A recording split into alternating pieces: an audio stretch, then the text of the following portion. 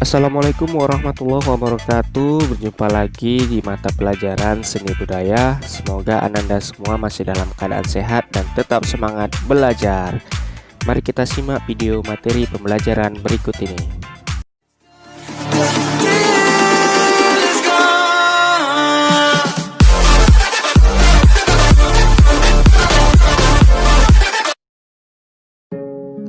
Seni rupa 3 dimensi. Setelah mempelajari materi ini, kalian diharapkan bisa memahami 1. Pengertian seni rupa 3 dimensi. 2. Jenis karya seni rupa 3 dimensi. 3. Tema dan fungsi karya seni rupa 3 dimensi. 4. Nilai estetis karya seni rupa 3 dimensi. Dan kelima, berkarya seni rupa 3 dimensi. Pengertian seni rupa 3 dimensi. Seni rupa 3 dimensi adalah karya seni yang dibentuk bukan hanya oleh sisi panjang dan lebar, namun juga dibentuk oleh kedalaman atau tinggi. Dalam bahasa sederhananya yaitu karya seni yang mempunyai volume dan menempati sebuah ruang. Unsur ruang inilah merupakan salah satu ciri pembeda antara karya seni rupa 2 dimensi dengan 3 dimensi. Objek karya seni rupa 2 dimensi dapat dilihat dari satu sudut pandang saja, tetapi karya 3 dimensi dapat dilihat dari berbagai sudut pandang. Jenis karya seni rupa 3 dimensi. Berdasarkan fungsinya, karya seni rupa 3 dimensi dibedakan menjadi karya yang memiliki fungsi pakai atau seni rupa terapan, kata lainnya yaitu applied art, dan karya seni rupa yang memiliki fungsi ekspresi saja atau seni rupa murni, kata lainnya yaitu pure art. Perbedaan fungsi ini pada dasarnya ditentukan oleh tujuan pembuatannya. Karya seni rupa sebagai benda pakai yang memiliki fungsi praktis dibuat dengan pertimbangan fungsinya. Dengan demikian, bentuk benda atau karya seni rupa tersebut akan semakin indah dilihat dan semakin nyaman digunakan.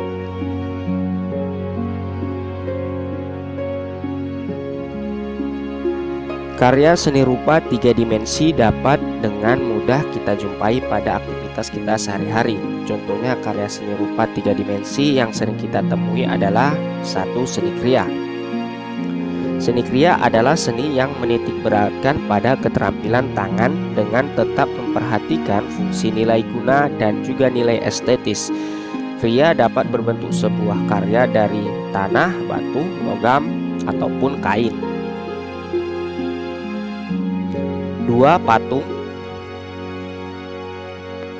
Patung adalah karya seni rupa 3 dimensi yang paling sering kita jumpai dalam kehidupan sehari-hari. Pembuatan patung dapat dibuat dengan menggunakan teknik memahat.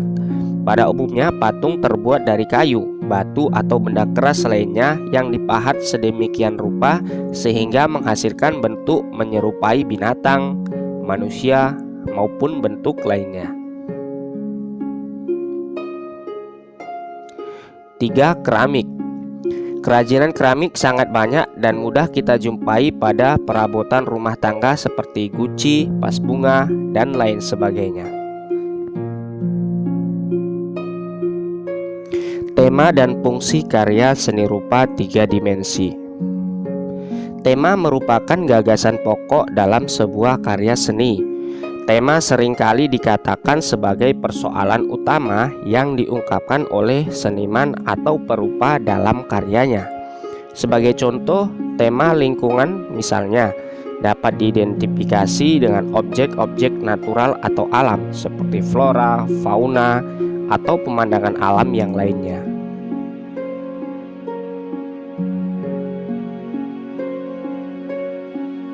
Adapun beberapa fungsi karya seni rupa 3 dimensi adalah sebagai berikut.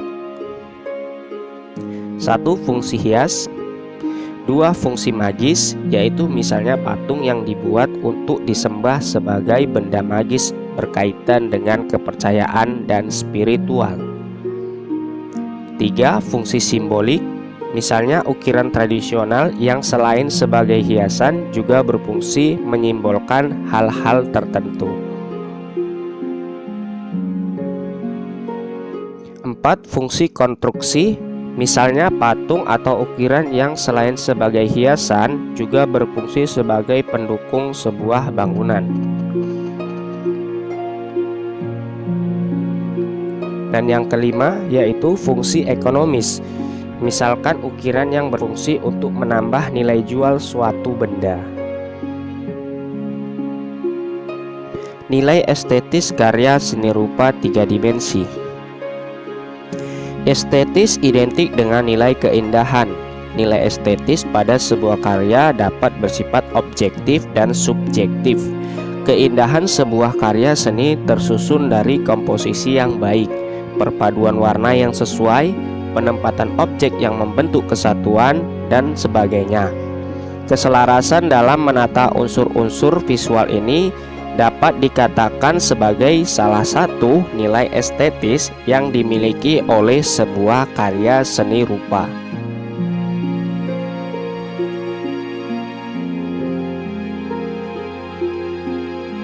Proses berkarya seni rupa 3 dimensi. Silakan perhatikan gambar berikut ini.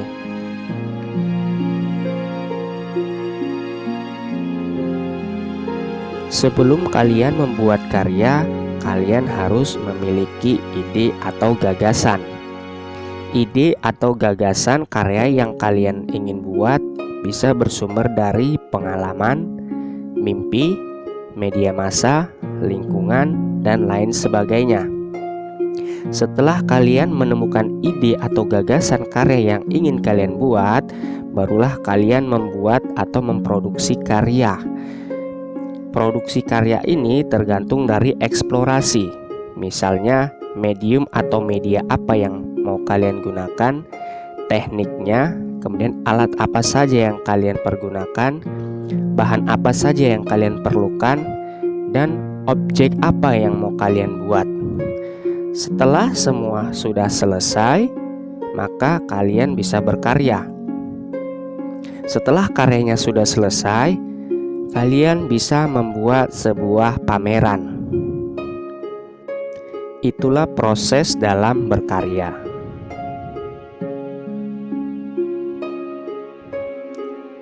Terima kasih atas perhatiannya.